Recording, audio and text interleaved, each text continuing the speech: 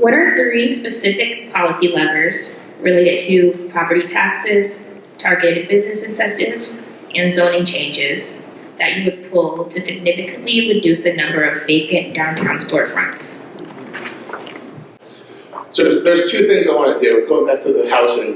One of them is even the playing field in housing. We're giving tax abatements to these big developers from these out-of-state developers taking a lot of money, and private equity firms are buying up houses, leaving them vacant. I would rather have a tax system where we could give someone a tax abatement. If it's an owner-occupied house in New London, give them a tax abatement if they put that money back into their home. So you come to City Hall with your receipts that you put a new roof on your old house, and you're a first-time home buyer, you get some of that money back.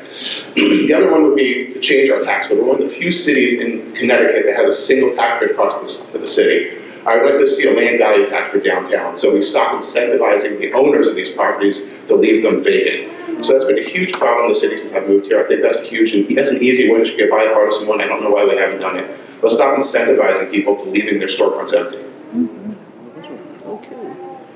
Ms. Farias, you have 90 seconds. I have two. Number one bullet point on my platform is the conversation around holding absentee landlord accountable. What we see in New London, the reason why we see all these empty storefronts, the empty buildings, is because there isn't a system right now currently to hold absentee landlord accountable. So yes, as a landlord, as a developer, I would gladly buy a building and let it depreciate to use it for tax purposes, depreciation of my tax. So why not be an absentee landlord here and let that happen to our buildings? So what would we do about that?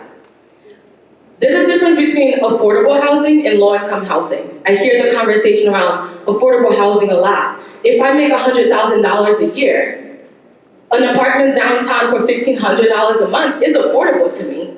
So what are we doing for affordable housing in our city? And I say I have two because as city councilors, we often overestimate what we can do in 2 years and underestimate what we can do in 5. So I'm not here trying to change things, everything all at once in the 2 years that I'm here.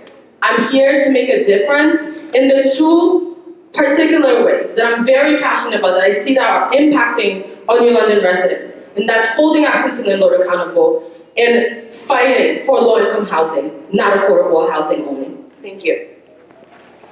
Mr. Varela, you have 90 seconds. All right, so to answer this question head on with my first one and then kind of dipping into the other one with my other two, for the deals that we make when we buy and sell, when the town buys and sells properties, that makes a big difference. We should never be selling anything for $1. So that makes a big difference when they're deciding what are we doing with that property.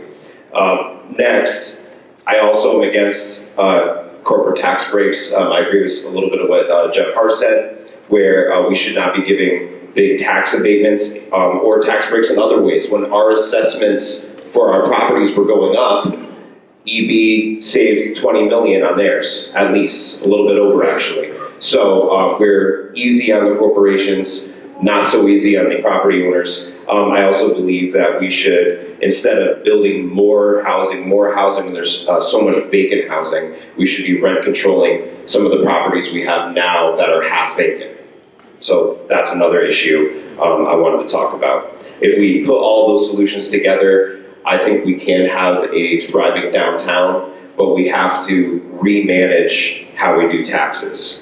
I don't believe in raising property taxes to pay for what we want to pay for. I think we need to remanage how we pay for, or how we raise taxes for the corporations and not for the property owners, and how we delegate that. Thank you.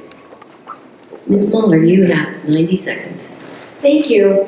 I own 2 businesses downtown and walk the street every day between State and Bank, and I'm here to attest the empty storefronts are not happy for anyone, let alone the residential tax base and the corporate tax base in our city.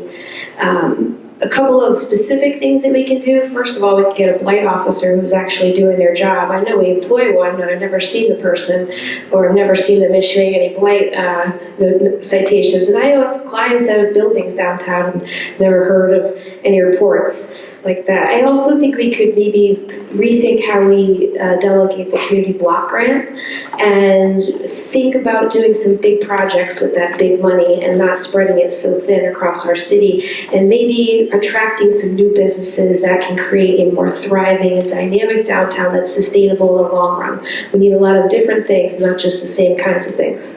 And finally, with respect to housing, we need to encourage owner-occupied housing. We have a great accessory dwelling unit regulation in our city. I know because I built an apartment on my house for my dad to come move in with me.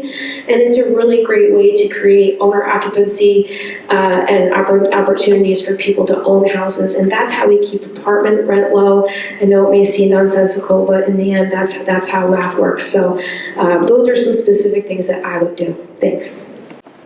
So you asked for 3, I gave you 2. I said even the playing field on housing with abatements for owner occupied, updating the tax code to stop incentivizing an empty downtown. The third one would be smart urban planning. I predict New London will be here for 50 years. I think everyone else does that too. But the city doesn't plan for long-term things. We keep going from emergency to emergency in the city for things that we think have to be funded next week. We don't have a single unified plan on how we're going to manage the city.